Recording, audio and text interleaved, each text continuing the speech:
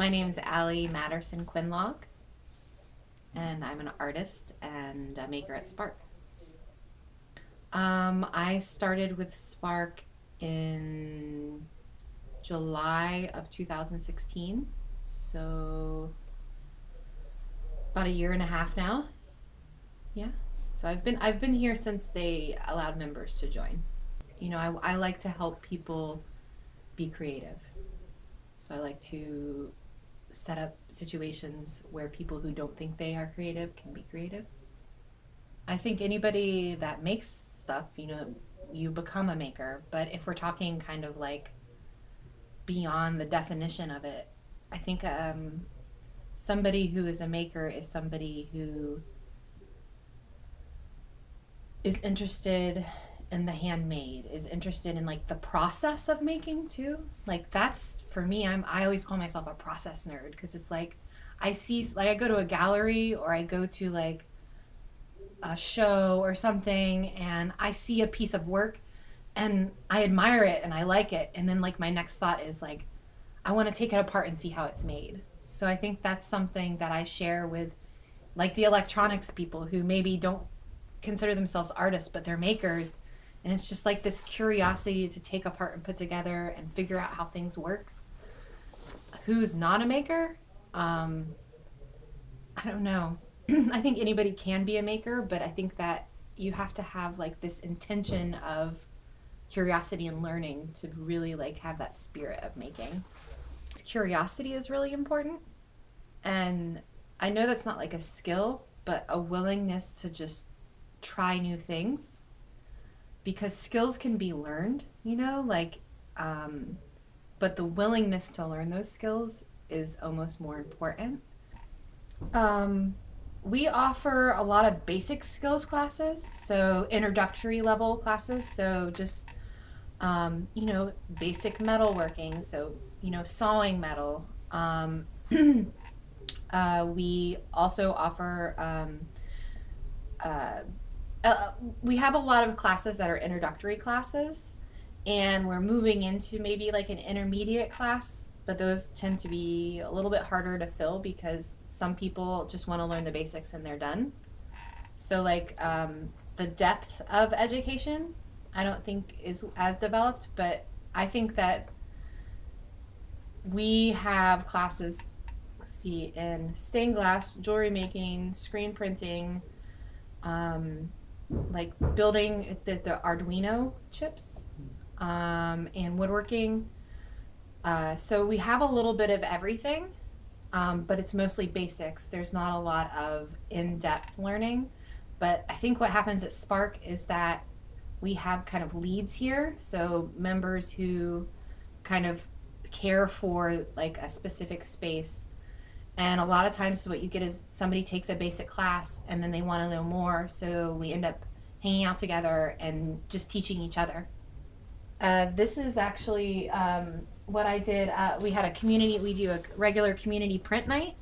So the printmakers that use Spark, one or a few of us will make up pre-ready, like, so I carved this block before we had the print night.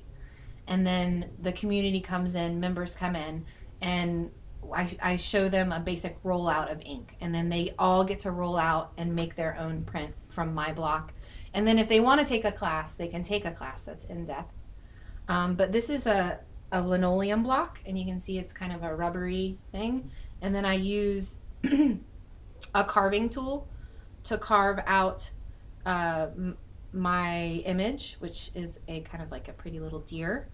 And you can see there's one tool with a couple different blades, so you can have finer lines and thicker lines.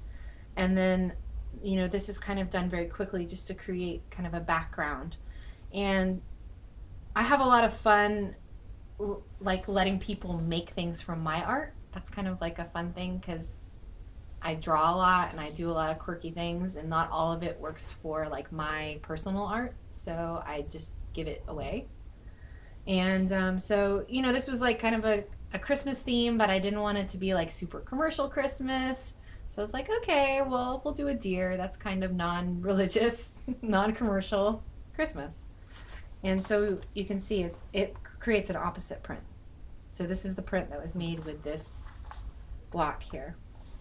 And then like, so if you were going to do something, this is like a fist that says resist, but because it prints, you have to carve the text backwards, which is always fun. And then if you get really creative, you can start making blocks that aren't square. And so this is actually, I made a bunch of patches. And came in and I just found a bunch of like scrap material that would be a cool background. And then I printed with this on the scrap material, cut it out, and then put iron on stuff and made a bunch of patches that I could trade or sell or whatever I wanted to do with. I gave them as gifts. Know how to use a ruler. That seems really simple, but using a ruler is actually a skill that I find that if you can use a ruler, you can make a lot of things. So, a ruler. Like, and then know what all the little, all the little marks mean, how those work. Because, like, rulers are actually, like, set up to work in certain ways. And I worked in a frame shop for years, so I, like, learned, like, all that. And it's so funny sometimes where I'll be teaching a class and I realize, oh, this person doesn't know how to use a ruler. So I feel like that's, like, one of the most basic skill sets that is missing, I think, in, like, our modern era. For me, art saved me, at some really tough times in my life. I always had art. And I've always loved art. I really, like, I don't have a good explanation except that, like, I have seen for myself and for, like, the people around me, like, how healing, how loving art can be. Just making it, not for anybody else, but just for yourself. So I think that's why I'm so passionate about it.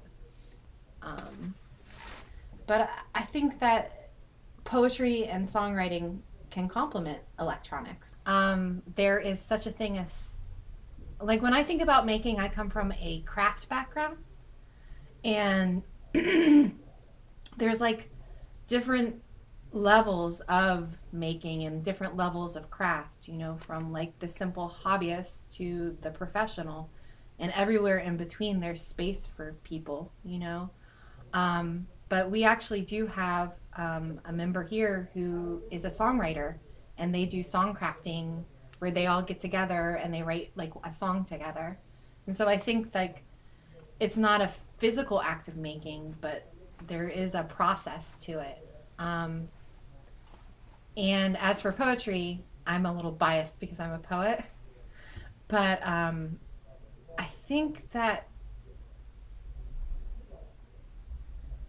it's the crafting of something and using a process to take you from point A to point B.